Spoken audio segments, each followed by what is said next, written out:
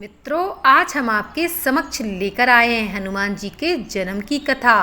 कथा तो बहुत बड़ी है, लेकिन हम आपके सामने एक छोटे रूप में प्रस्तुत कर रहे हैं, जिससे आपका ज़्यादा समय भी खराब नहीं होगा और आपको अपने धर्म की जानकारियाँ भी प्राप्त होंगी।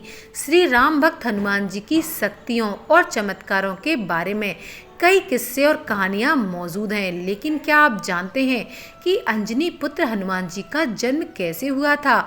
इसे लेकर भी कई अलग अलग तरह की मान्यताएं प्रचलित हैं। आइए जानते हैं पवन पुत्र के जन्म के बारे में। पवन पुत्र हनुमान जी के जन्म को लेकर कुछ ऐसी मान्यताएं प्रचलित हैं कि हनुमान जी का जन्म एक बानर के रूप में हुआ था। इनकी माँ अंजनी एक अप्सरा थी, जिन्होंने एक श्राप की वजह से पृथ्वी पर बानर के रूप में जन्म लिया था। हालांकि उन्हें ये वरदान भी था कि एक पुत्र को जन्म देने के बाद वह इस श्राप से मुक्त हो जाएंगी। वाल्मीकि जी की रामायण के मुताबिक हनुमान जी के पिता केसरी बृहस्पति जी के पुत्र थे, जो स्वयं राम की सेना के साथ मिलकर रावण के खिलाफ लड़े थे। अंजना और केसरी ने पुत्र प्राप्ति के लिए भगवान शिव की उपासना की थी। इनकी तपस्या से प्रसन्न होकर भगवान शिव ने ही इन्हें पुत्र प्राप्ति का वरदान दिया था। एक अन्य कहानी के अनुसार हनुमान जी शिव के अवतार माने जाते हैं। एक पौराणिक मान्यता के अनुसार मारुति एक वन में अंजनी को देखकर उन पर मोहित हो गए थे। अंजनी गर्भवती हो गईं और इस तरह पवन पुत्र हनुमान जी का जन्म हुआ था।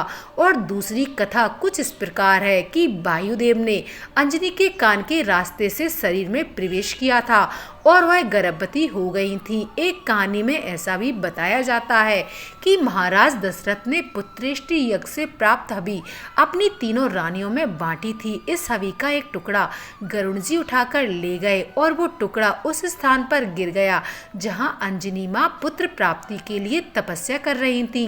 हवि खाते ही अंजनी माँ गर्भवती हो गई और इस तरह हनुमान जी का जन्म हुआ था। विष्णु पुराण और नारद पुराण की कथा के अनुसार नारद जी एक राजकुमारी पर मोहित होकर भगवान विष्णु के पास पहुंचे और उन्हें अपने जैसा रूप देने के लिए कहा, ताकि स्वयंवर में राजकुमारी उन्हें हार पहना सके। उन्होंने विष्णु से हरिमुख की मांग की। हरि भगवान विष्णु का ही दूसरा नाम है। हालांकि विष्णु जी ने नारद जी को एक बानर का चेहरा दे दिया था, जिसे देखे बगैर नारद जी स्वयंवर में पहुंच गए। स्वयंवर में एक बानर को देखकर पूरे दरबार में हंसी के ठहाके लगने लगे।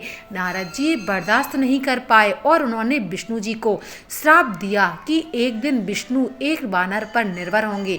हालांकि बाद में विष्णु जी ने नारद जी से कहा कि उन्होंने जो कुछ किया है उनकी भलाई के लिए ही किया है। नारद जी अपनी शक्तियों को कम किए बिना वैवाहिक जीवन में प्रवेश नहीं कर सकते थे।